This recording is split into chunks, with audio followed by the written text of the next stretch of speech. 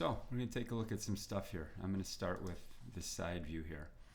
I think what the major problem is that you are creating torque with your torque and direction with your hips and not using your feet to create those things. And so your hips have to do way too much work, which is why you get the directional stuff going.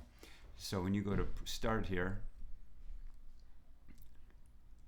I know it's a 2-point start, but same thing, you do a great job getting that shin down, rolling over. But see how your ankles stay locked at 90? And when you push, you don't create any clearance, so you stay down low. Your foot hits early, but again, you're locked at 90 at that ankle, and you're going to use your hips to twist. And when we see it from the back, you're going to really see it. Locked at 90, do a good job rolling over the toe to your forefoot rocker, but you can see how much torque is coming through your hips. You're kind of stepping out in front too. I think you're losing a little bit of time there. And then you're up. Left foot seems to work better than your right. But she's coming from a 4-point, I know, but watch how when she goes, she gets her shins down just like you do, but look at the angle in her foot. And when we see her from the back, you're really going to see how this plays off. So that's going to be her directional.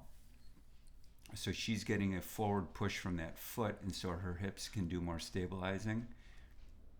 Foot steps down. She creates that short angle in the foot, which is the spring on the inside. See the short angle? How that loads. And so what that is going to look like when she starts is going to be opposite from you. Where she goes, foot hits, her hips stay square so they can actually balance. Comes off her big toe, steps underneath the proper ear, but you can see how her hips stay level because her feet are guiding that force forward. You're just rolling over and creating torsion with her hips. Now she's going to get some shoulder drop and torque through her torso, that's good, but they stay pretty square when she drives out. Now she's the best starter. She's probably the best starter in the world right now in women.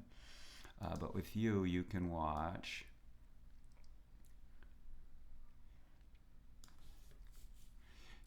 Shin down, drive through, good job there, but you can see how that foot is rotating out to push through the big toe when it could just be rolling over. And so once you spin that knee out, you have to counterbalance with a low hip when you drive out.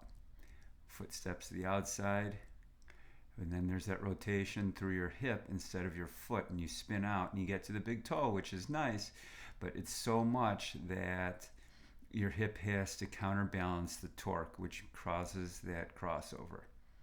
I don't mind that it's down at this point, you're creating torque, but again, it spins, and see how crazy your hips go. So there is an issue of some upper and lower body separation. Then you get up to speed. But that's a lot of pressure onto your hips and groin and things like that, your whole lower body. From locking that all down tight. And then from the front, it's going to look more of the same thing.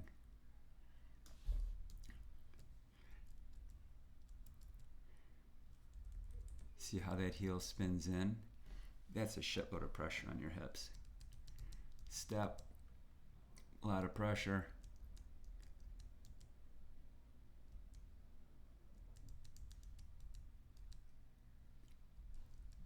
So I think if we get those feet to work better, I think we can do some good things.